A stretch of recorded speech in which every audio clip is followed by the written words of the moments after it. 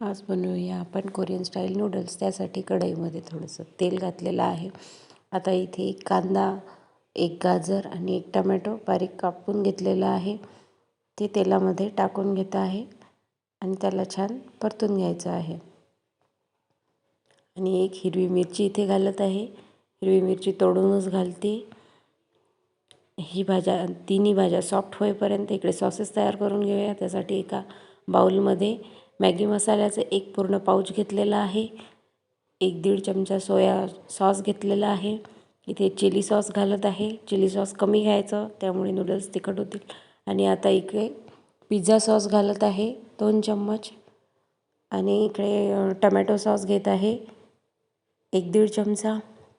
Tomato sauce घातलेला आहे.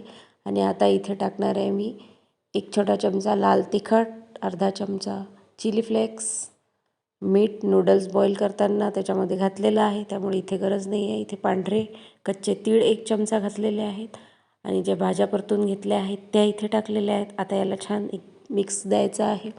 छान मिक्स करून झालेलं आहे. तिकडे नूडल बॉईल करायला ठेवलेल्या होत्या, त्या नूडल्स इथे घातलेले आहेत. आता नूडल्स या सॉसेसमध्ये छान मिक्स करून घ्यायचे आहेत.